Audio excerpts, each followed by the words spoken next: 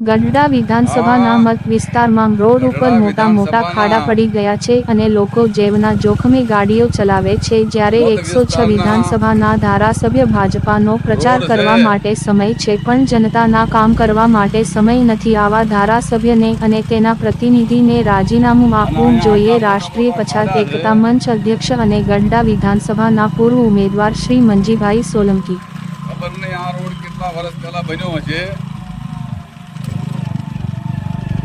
ગઢડા 107 વિધાનસભાના ઉમેદવાર પોતાની સીટ ઉપર પ્રતિનિધિ જે નિમવામાં આવ્યા છે એ પ્રતિનિધિને કયો આ વિસ્તારમાં આવવાના ખાડા જોવો, રોડમાં જોઈ જુઓ। આ ભાજપનો ભય, ભૂખ અને ભ્રષ્ટાચારનો જીવતો જાગતો એક નમૂનો છે। જોઈ લો, દલિત સમાજની આરક્ષિત સીટ ઉપર આવા લે ભાગુ તત્વોને તમે મૂકો કે પાર્ટી આવા જ લોકોને ટિકિટ આપે છે જેથી કરીને વિસ્તારનો સમાજનો વિકાસ ન થાય। આ ખાડા એનું જીવતું જાગતું સબૂત છે।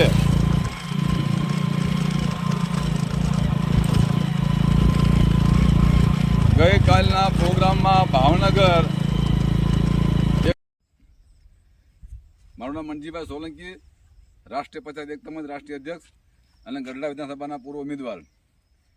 આ લોલિયાણાથી મેલાણાનો માર્ગ છે અને એ માર્ગ ઉપર જતા આવતા લોકોને એટલી પરેશાની થાય છે, એટલા ખાડા પડી ગયા છે। આ તમે મારી સામે જોઈ શકો છો। અને ગઢડા વિધાનસભાના ધારાસભ્ય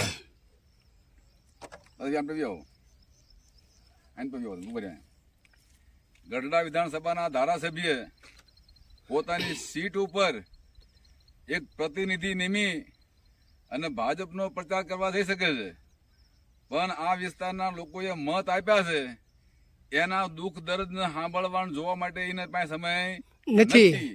એટલે આવા લોકોને ફરી અને આ વિધાનસભાની મારી પર ટિકિટ ના આપવી પડે ને આવા લોકોને ખેડૂત તમે કેવી છે કે આવા લોકોને મત ન અપાય।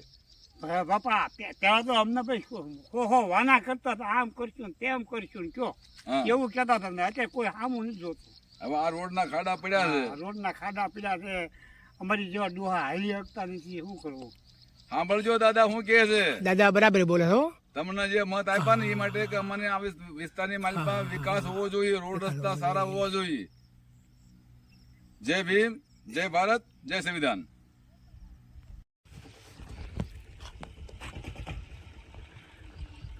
આ રોડ ઉપર એટલા મોટા મોટા ખાડા છે, ઠેઠ જ્યાં સુધી નજર જાય ત્યાં જુઓ તમે। આ મેલાણાથી લોલિયાણા સુધીનો રોડ છે અને સાઈડમાં કોઈ તરી શકે એમ છે ને અહીંયા પણ આટલા મોટા મોટા ખાડા છે। આ જોઈ લો,